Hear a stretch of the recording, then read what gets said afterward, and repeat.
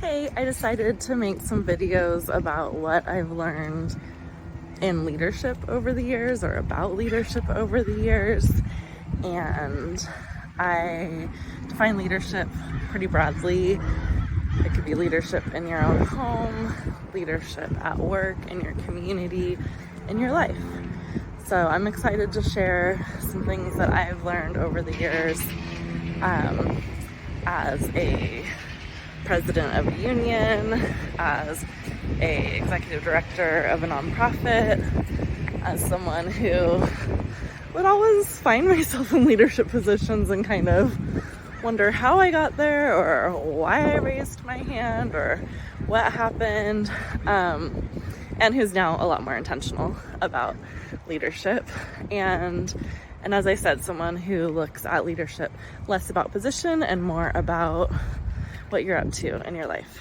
Hello, a critical lesson that I learned as a leader when I was executive director of a nonprofit called Long Beach Forward is that you need to find your peers and have that kind of support group of peers, people who understand your position, even if it's a little different than theirs, but generally understand some of the challenges you face day to day, the joys and the strife connected to the role that you have, where values aligned and kind of get you as a person so you can support them and they can support you so you can commiserate, and also to help each other problem solve and maybe see things that you wouldn't see otherwise. Thanks to Amanda for sharing her comment on some qualities of leadership. I totally agree, and one that has been very important for me over the years is collaboration. I've learned over the years that if you want to get things done on a bigger level, you want to have an impact in your community, in society, through your organization, through business, is that collaboration is really important. I've also learned that it's not easy, and something that we would talk about among some of my former colleagues is that collaboration moves at the speed of trust. So what are some trust builders?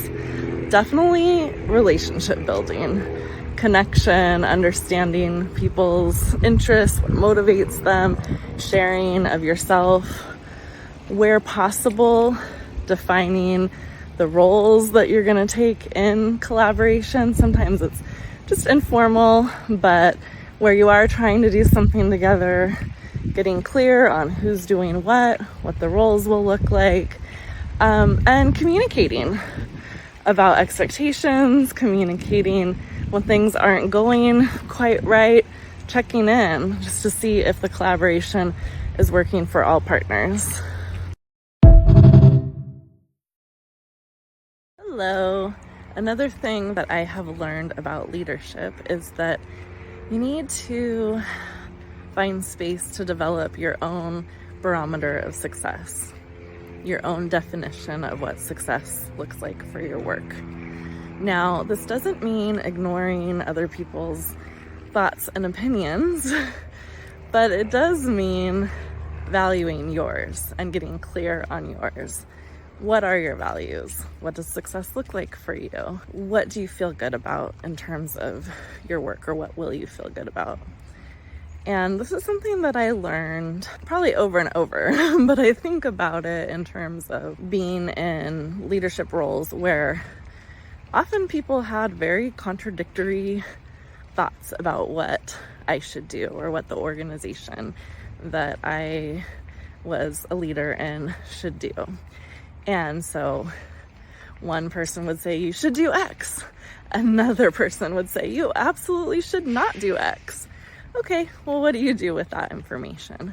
So really being clear about what success looks like for you, taking in all of the input you can, but at the end of the day, knowing that not everyone is going to be happy.